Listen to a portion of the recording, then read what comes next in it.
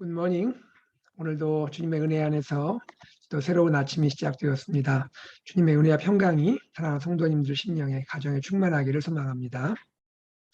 오늘 하나님 말씀 나누겠습니다. 하나님 말씀은 누가복음 12장 35절에서 48절 말씀입니다.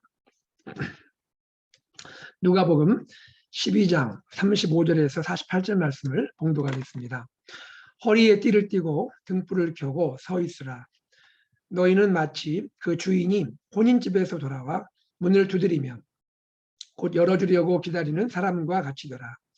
주인이 와서 깨어있는 것을 보면 그 종들은 복이 있으리로다. 내가 진실로 너희에게 이르노니 주인이 띠를 띠고 그 종들을 자리에 앉히고 나와 수종들이라. 주인이 혹 이경에나 혹 삼경에 이르러서도 종들이 그같이 하고 있는 것을 보면 그 종들은 복이 있으리로다. 너희도 아는 바니 집주인이 만일 도둑이 어느 때에 이를 줄 알았더라면 그 집을 뚫지 못하게 하였으리라. 그러므로 너희도 준비하고 있으라. 생각하지 않은 때에 인자가 오리라 하시니라. 베드로가 여짜오되 주께서 이 비유를 우리에게 하심이니까 모든 사람에게 하심이니까. 주께서 이르시되 지혜 있고 진실한 청지기가 되어 주인에게 그 집종들을 맡아 때를 따라 양식을 나누어 줄 자가 누구냐. 주인이 이를 때에 그 종이 그렇게 하는 것을 보면 그 종은 복이 있으리로다. 내가 참으로 너희에게 이르노니 주인이 그 모든 소유를 그에게 맡기리라. 만일 그 종이 마음에 생각하기를 주인이 더디 오리라 하여 남녀 종들을 때리며 먹고 마시고 취하게 되면 생각하지 않은 날 알지 못하는 시각에 그 종의 주인이 이르러 엄히 때리고 신실하지 아니한 자에 받는 벌에 처하리니 주인의 뜻을 알고도 준비하지 아니하고 그 뜻대로 행하지 아니한 종은 많이 맞을 것이요 알지 못하고 맞을 일을 행한 종은 적게 맞으리라. 무릇 많이 받은 자에게는 많이 요구할 것이요 많이 맡은 자에게는 많이 달라 할 것이니라. 아멘. 오늘 본문은요 제자들에게 특별한 부탁, 당부하시는 예수님을 보여줍니다. 그것은 무엇이냐면 깨어있는 신앙이 되어야 한다는 것입니다. 깨어있는 신앙이 되어야 한다. 35절에 주님이 이렇게 말씀하시죠. 허리에 띠를 띠고 등불을 켜고 서 있으라. 한번 그려보세요. 허리에 띠를 띠고 있습니다. 또 손에 등불을 들고 있습니다. 허리에 띠를 띠고 등불을 켜고 서 있는 종. 주님께서 깨어있는 신앙을 보여주시면서 말씀하신 그림입니다. 여러분 사실 그 띠를 띠고 즉 허리에 띠를 단단히 동인다는 것입니다. 허리에 띠를 단단히 동이고 등불을 켜고 서 있는 모습. 예전에 과거 시대에 즉위식을 치르고 있는 왕을 보여주거나 혹은 전쟁 출전을 앞두고 있는 용사를 보여주는 그러한 그림이라 할 수가 있겠습니다. 이와 같이 지금 깨어있는 아주 민감한 상황에서 깨어있는 그러한 모습의 내용인데요. 주인을 맞이하는 종도 이와 같이 준비된 모습으로 갖춰야 한다라고 말씀하고 있는 것입니다. 자, 그러면 우리가 이 본문 내용을 몇 가지로 나누어서 생각해 보겠습니다. 먼저 36절에서 38절에서요.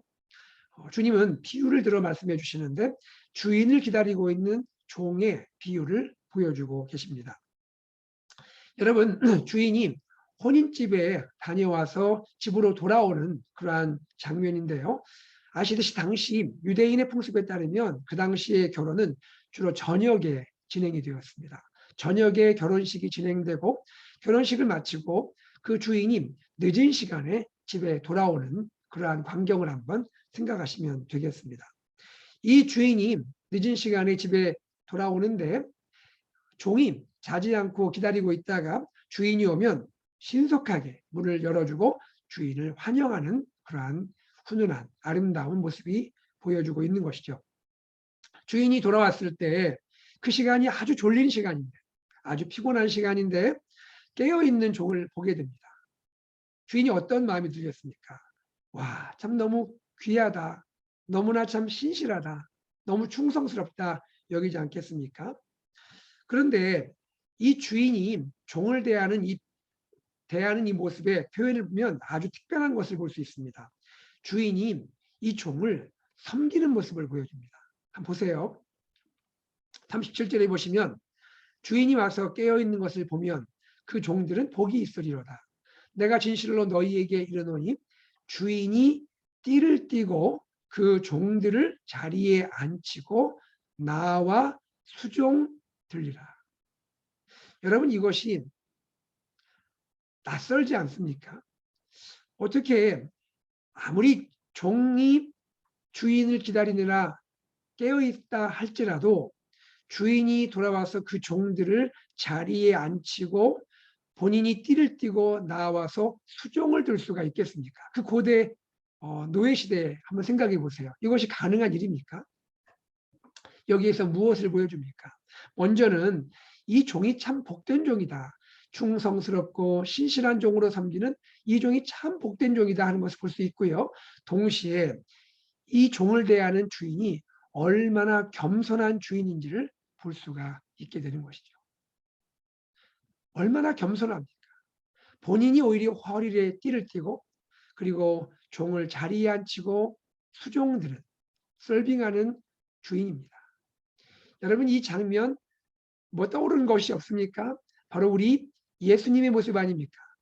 예수님께서 그렇게 섬기시는 것이죠. 예수님께서 제자들에게 만찬하시면서 주님이 허리에 수건으로 동이시고 그리고 대야에 물을 뜨시고 그리고 제자들 앞에 오히려 무릎을 꿇고 제자들의 발을 씻어주시는 주님을 연상할 수가 있지 않겠습니까? 충성된 종 그리고 그들에게 발을 씻어주시는 그 겸손한 주인 되시는 주님, 바로 그 모습을 우리는 떠오를 수가 있는 것이죠. 이와 같이 우리 주님이 재림하실 때에, 주님이 다시 오실 때에 우리 종된 우리들이 깨어있는 신앙으로 주님을 신실하게 섬기고 주님을 기다리고 주님을 맞이하게 되면 우리가 복이 있는 종이고 주님은 우리를 칭찬하시고 얼마나 기뻐하시는지 마치 여기 등장하는 주인처럼 우리를 그렇게 겸손하게 맞이할 것을 보여주고 있는 그림인 것이죠. 우리가 이 장면에서 얼마나 신실하게 주님을 섬겨야 하는지 깨닫게 되고요. 또한 우리를 맞이하는 주님이 얼마나 겸손하고 사랑이 많으신 주님인지를 알게 되는 것입니다. 그런데 이 주인이 돌아오는 시간이 상당히 깊은 시간 같아요. 2경이나 3경에 올 수도 있다라고 말합니다. 여러분, 2경, 3경은 그 밤 시간을 나누는 유대인의 풍습에 따른 시간이 아닙니까? 특별히 2경, 3경은 아주 깊은 밤입니다. 너무너무 깊은 밤. 그 말은 깨어있기가 쉽지 않은 밤이라는 것이죠. 다 잠이 들 수 있는 밤, 잠이 든다 해서 누구도 뭐라 할 수 없는 그 정도의 깊은 밤입니다. 그러나 그 밤의 시간에도 종이 깨어있기를 원하는 것이죠. 이것은 무엇을 보여줍니까? 단지 시간적인, 물리적인 시간으로 밤을 이야기하는 것이 아니라 시대적인 어두움을 말하고 있는 것이죠. 시대가 아주 영적으로 어두워지고 있는 것이죠. 시대가 아주 영적으로 어두워진 시대, 죄악이 깊어진 시대, 깨어있기조차 어려운 시대, 그러한 시대를 보여주고 있는 것 아니겠습니까? 점점 시대가 어두워집니다. 물질적으로 풍요할 수는 있지만 영적으로 점점 어두워지는 시대. 바꿔 말하면 곧 주님이 오실 시간이란 말입니다. 곧 새벽에 동이 들 수 있는 시간이란 것이죠. 너무나 죄악이 깊고 너무나 어두움이 깊은 시간을 말합니다. 그때에도 주님의 제자들은 깨어있기를 원하시는 주님의 마음인 것이죠. 사랑하는 성도님들, 저와 여러분이 바로 여기 등장하는 종처럼 깨어있기를 소망합니다. 깨어있기가 쉽지 않은 시대이죠. 참 너무나 죄악이 깊고 어두워지는 시대이지만 우리가 깨어서 주님의 재림을 맞이할 수 있다면 복된 종들이 아니겠습니까? 우리가 어려운 시대지만 빛과 소금의 사명을 잘 감당하는 저와 여러분 되기를 간절히 소망합니다. 자, 그 다음 주님이 39절에서 40절에 말씀하시는데 이번에는 도둑을 대비하는 집 주인의 비유를 말씀하십니다. 도둑을 대비하는 집 주인의 비유를 말씀하시죠. 여러분, 도둑이 집에 침입하는 그 일의 특징이 무엇입니까? 한마디로 언제 올지를 모른다는 거죠. 그 올 때를 전혀 예측할 수가 없다는 것입니다. 도둑이 나 언제 갈 거야 하고 온다면 누가 도둑을 맞겠습니까? 그렇죠? 누가 도둑을 당하겠습니까? 그런 도둑이 또 어디 있겠습니까? 올 때를 전혀 예측할 수 없다는 것이죠. 마찬가지로 인자도 Son of Man, 예수 그리스도를 보여주죠. 예수님의 재림하시는 것도 우리가 전혀 생각지 않은 때 이루어질 것이다. 예수님의 재림도 전혀 뜻하지 않은 때 그 재림의 사건이 이루어질 것이다 라고 말씀하고 있는 것이죠. 여러분, 주님은 분명히 오시지요. 그런데 언제 올지는 모릅니다. 우리가 어느 정도 징조를 알 수 있습니다. 그것은 무엇입니까? 죄가 깊어지는 것이죠. 밤이 너무너무 깊어지는 것이죠. 또 세상 여러 가지 징조가 있는 것이죠. 그러나 정확히 그날과 그때는 알지 못합니다. 그것을 우리에게 알도록 허락하지 않으셨습니다. 언제 정확히 올지는 모릅니다. 그러나 곧 오실 거라는 것은 알 수가 있는 것이죠. 우리가 그러므로 깨어서 대비하고 준비하는 신앙을 가져야 한다는 것이죠. 자, 그 다음입니다. 41절에 보면 베드로가 예수님께 질문하죠. 주께서 이 비유를 우리에게 하심입니까?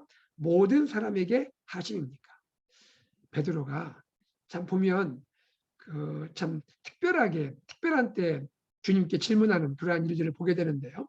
주님께 묻습니다. 주님, 비유를 말씀하셨는데 이것이 우리에게, 즉 우리 제자들에게 말씀하는 겁니까? 모든 사람에게 하시는 겁니까? 이 질문을 툭 던집니다. 그런데 흥미로운 것은 뭐냐면 이 베드로의 질문에 주님이 대답을 하지 않는다는 거예요. 여러분 본문을 보시면 주님이 대답을 하지 않으십니다. 그런데 이것이 어떤 의미일까? 한번 우리가 연구를 해보고 묵상하면 이런 것을 깨닫게 되는 것이죠. 이 문맥을 자세히 살피게 되면 주님이 직접 답을 하지는 않으십니다. 그러나 주님이 하신 말씀들을 쭉 우리가 묵상하게 되면 주님의 말씀 가운데 주님의 답이 담겨 있음을 알게 되는 것입니다. 직접 대답을 하지는 않지만 그러나 주님이 이후에 말씀하시는 내용 그 가운데에서 주님의 답이 담겨 있다는 것이죠. 주님의 마음이 나타내고 있다는 것이죠. 그것이 무엇입니까? 제자들, 특별히 12제자, 사도들은 많이 받은 자다라고 말씀하는 겁니다. 많이 받은 자다. 그러면서 그 말은 뭐냐면 예수님께 많은 것을 요구받을 것이다.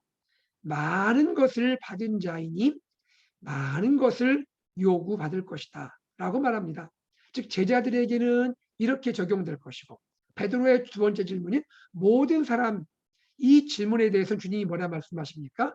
12제자가 아닌 사도들이 아닌 그러한 모든 사람들에게는 그들은 12사도만큼 많은 것을 받지는 못했다.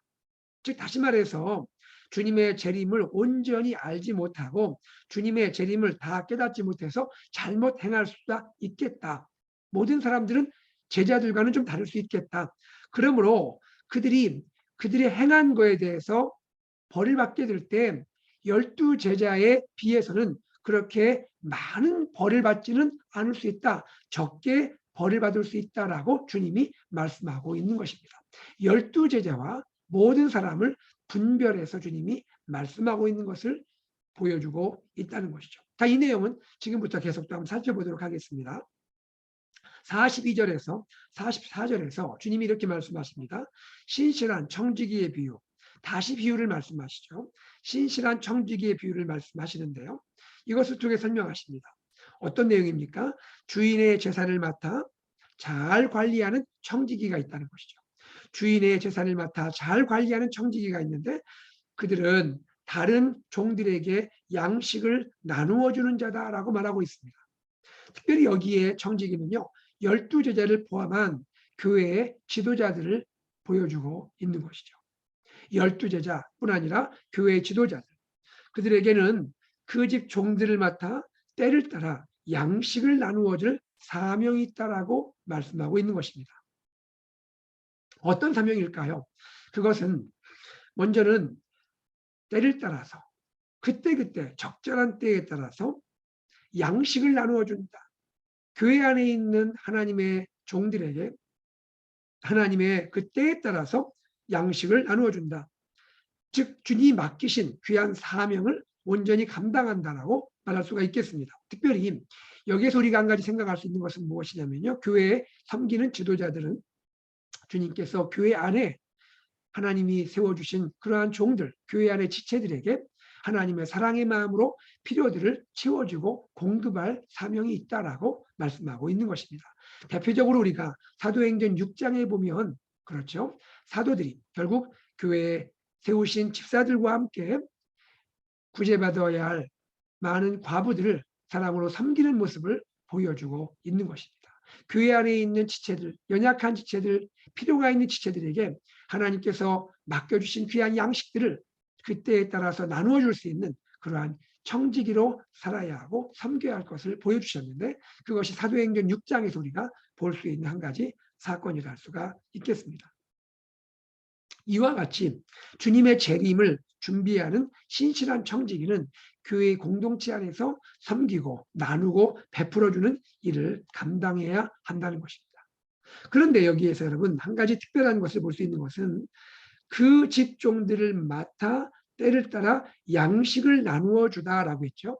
여기에 양식이란 말 어떤 영어 번역에는 their food 그들의 양식, 음식이라고 표현합니다. 그런데 어떤 성경의 번역에 보면 their rations라고 되어 있습니다. 그것은 무엇입니까? 그들에게 합당한 목, 그들에게 합당한 분배 이런 뜻입니다. 즉 공평한 분배를 보여줍니다. 교회를 섬길 때 무엇이 필요하냐면 양식을 나누어 줄지라도 공평하게 분배를 해야 한다는 것이죠. 공평한 몫을 나누어야 한다는 것입니다.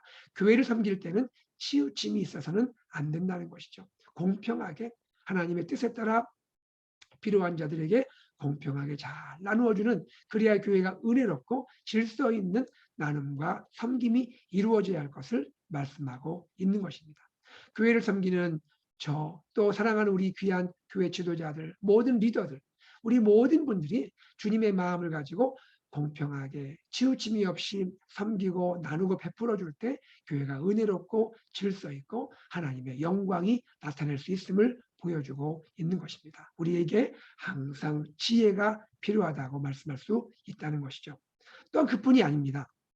여러분 여기에 양식은 또한 무엇을 보여줍니까? 교회의 사역을 보여주기도 하지만 여기 양식은 영적인 양식, 생명의 양식, 하나님의 말씀을 뜻할 수 있는 것이죠. 우리는 때를 따라서 우리 결합된 교회의 모든 지체들에게 하나님의 생명의 양식을 나눠줘야 되고요. 또 각 가정에서도 부모님을 사랑하는 자녀들에게 하나님의 생명의 양식을 나누어주고 베풀어주는 그런 일들을 해야 한다는 것입니다. 우리 교회가 큐티 나눔을 하고 있죠. 가정에서 부모님이 자녀와 큐티를 통해서 하나님의 말씀을 나누기도 하고 교회에서 또 설교를 통해서 나누기도 하고 목장에서 하나님의 말씀을 나누기도 하고 또 가스펠 프로젝트를 통해서 또 부모님과 자녀가 하나님의 말씀을 나누기도 하고 이것이 주님이 기뻐하는 하나님의 생명의 양식을 나눈다 하는 것에 적용이 될 수 있겠습니다. 우리 교회 안에 이러한 풍성한 생명의 양식이 나누어질 수 있기를 간절히 소망합니다. 자, 그 다음입니다. 이번에는 신실하지 않은 종에 대한 신실하지 않은 청지기에 대한 말씀이 비유로 소개되고 있습니다. 45절에서 46절이죠. 45절, 46절 이 종은 어떤 특징이 있습니까? 주인이 더디 올 것이라 생각을 하죠. 주인이 늦게 올 거야. 그렇게 빨리 오지 않을 거야. 그러면서 남녀 종들을 때립니다. 먹고 마시고 취한 채로 지낸다는 것이죠. 무엇입니까? 이들은요 방종하고 방탕한 생활을 하는 것이죠. 섬김을 온전히 감당하지 않는 것이죠. 그리고 자기의 유익을 추구하며 쾌락을 따라 사는 것을 보여줍니다. 이 종은 어떤 종입니까? 자기 직무를 태만히 여기고 직무 유기하고 있는 그러한 종인 것을 보여주고 있는 것입니다. 이런 청직이라는 것이죠. 여러분 우리가 정말로 이 말씀에 우리 자신을 돌아보아야 할 줄로 믿습니다. 우리가 깨어 있어야 할 뿐 아니라 우리에게 맡기신 사명이 얼마나 소중한 것인지를 알아야 하는 것이죠. 우리가 우리 스스로 취해서는 안 되는 것입니다. 깨어 있어야 합니다. 그리고 우리에게 맡기신 귀한 주의 종들을 잘 섬기고 그들을 또 하나님 말씀으로 또 양육하고 세우고 그들을 통해서 하나님의 영광이 나타나도록 우리가 쓰임 받아야 한다는 것입니다. 자칫 우리가 마음을 놓으면 방종할 수 있고 태만할 수 있고 직무유기할 수 있는 것이 우리의 모습이라는 것이죠. 특별히 왜 이런 일이 발생합니까? 그 이유는 한 가지 같아요. 주인이 더디올 것이다. 바로 그 생각이 우리를 방종하게 만드는 것이죠. 주님이 더디올 것이다. 그렇게 일찍 오지 않을 거야. 우리 주님이 재림이 더디 이루어질 것이다. 그렇게 생각하는 순간 우리의 마음이 느슨해질 수밖에 없는 것이죠. 여러분, 우리 주님은 언제 오실지는 모르지만 곧 오십니다. 우리가 주님을 맞이할 준비를 한다면 우리는 깨어있고 지혜롭고 신실한 정직으로 섬기게 될 줄로 믿습니다.